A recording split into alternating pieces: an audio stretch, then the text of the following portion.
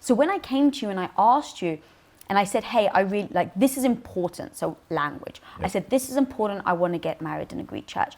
We had the communication where you said, okay, because it's important to you, that's fine. But I need you to know this does not make me believe in God. I'm not going to change my belief system. You had articulated all of that right from the beginning. And I didn't try and change you. I didn't try and convince you to believe in God. I didn't try and convince you to join my religion and to believe in it. I was like, okay, if that's who you are, I respect that. Now, if I tried to change that, I think that would have been a very difficult, I don't know if we would have been able to last, because it would have been a fundamental difference in seeing the world and our beliefs. It's really interesting, because you're right, that would have been a really dangerous one to try to change. But I would say that I don't even know who I am without you. And when I think about how young we were when we got together and how much we've shaped each other through reward and punishment, simple as, it's like I would be a very different person. And I like that. Like I don't have an interest in trying to extract who I would be if I didn't know you any more than I would try to extract myself from the other people who have contributed so meaningfully to my beliefs and to my values, and being in a culture, even that, if that's a company, like all that stuff really shapes you. So I'm very grateful for the contributions that you've made to who I am. So we very much have shaped each other, I would say, with a high degree of intention. But don't you think there's a difference between change or an influence? Like, I don't know, I feel like there's you. such a common stigma around saying you don't want to change somebody. And trust me, if you go into a relationship saying, oh, they're like this now, but I'm going to change them, you're fucked. You are done. That is going to end in absolute catastrophe. But now I'm going to hold two competing ideas in my head, because the other side of that is, yes, that's very true. But as I get into a relationship and go, ooh, when you do that, it really, like, it doesn't sit well with me. That's not something I can be involved in long term. Then you do set out to shape each other. Now, the one agreement that we had in the beginning was, we don't have a better word for this, maybe just influence, but it doesn't sound quite truthful. So the word we used was manipulate. I'm going to manipulate you. And we talked about this. I'm going to manipulate you. You're going to manipulate me. The only thing I promise you is I'll never do it without telling you exactly what I'm doing. So it became very easy, where it was like, if we wanted a change, like, be healthier, exercise more, push yourself in business. I was so lazy in the beginning, and you were very direct about, hey, you promised me that you were ambitious. You promised me that you were really going to take a swing at this, but you're laying in bed for 4 and 5 hours a day. Like, you were very clearly encouraging me, pushing me, both on a reward front and on a punishment front.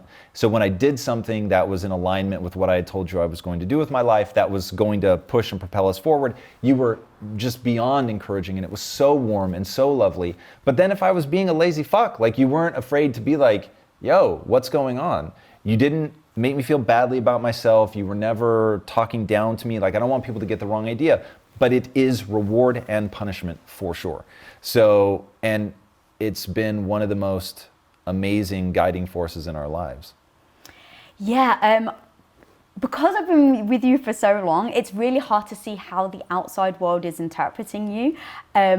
I totally, right, we use the same language. Yes, reward and punishment, manipulate, because we know what we mean. Yeah, people are freaking the fuck out right now. So language matters. And let's talk about that in our relationship, where we've had to define the language that we use so that we understand each other in the way that is meant. Because the amount of times, especially early on in our relationship, you'd say one thing, I'd fly off the handle, and you're like, that wasn't what I meant. Right. I'm like, yeah, but you use this word. And for me, this word means X, Y, and Z. And so we had to have that communication and understanding how to influence each other with the goal that we have in mind. Talk to me about the words that we use and how we develop them. That's really interesting. We could literally derail on this and do a whole podcast just about this, because I think people are way too caught up in what words are acceptable, what you can and can't say. And my whole thing is, don't ever be so sensitive that you can't go, yeah, that word hits me funny or whatever. But I want to stop and really understand this.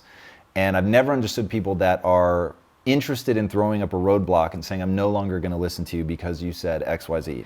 And I'm not interested in shutting people down. I'm not even interested in trying to prove something to them. I want to understand their position and see if there's something usable in that for me so that I can put it into my own worldview. And it was very easy for us to say, first of all, we're in our 20s. We don't have a better word than manipulate, but I don't mean anything sinister by it. So let's just talk openly about what this is. It's like we have a shared vision. We know what we're trying to accomplish in our life. The only word that I know is manipulate, but hey, it has these really weird connotations, and I promise I don't mean any of that. So are you with me? Do you understand where I'm going? And then my thing is, you earn trust with people over time. Like the number of times, and this is critical. If you're in a relationship and you weaponize the knowledge that you have about that person against them, you know my every insecurity. I mean the fucking really weird, nuanced ones. In 19 years of being together, you've never weaponized anything against me. Not something that I said in the past. You don't do the bringing something up from a past argument. You don't do any of that shit. And it would be so easy for you because your mind is like a steel trap. It fucking terrifies me. And you remember all of that stuff. Like for me, I'm gonna fucking forget it anyway. So, but I mean, I know your insecurities well enough. I could certainly weaponize them against you, but I don't want to. I don't even have the desire or the inclination. It's like, I could end this argument. I could drop her to a bag of sobbing rubble if I just said this one thing. I have no interest in doing that. It's like, it's so terrifying to think how fragile trust really is that it only takes one gnarly comment that was aimed to be cruel, and you can really do a lot of damage. So we had earned all that trust. So by the time we're talking about stuff like that, it's like we've already been together for a while. There's a lot of trust built up. It's so important to treat people kindly and to make them feel better about themselves when they're around you. What up guys, Lisa here. Thanks so much for watching this episode. And if you haven't already subscribed, click that little button right in front of you. Click, click, click away. We release episodes every Wednesday, so be sure to get notified. Till next time, go be the hero of your own life.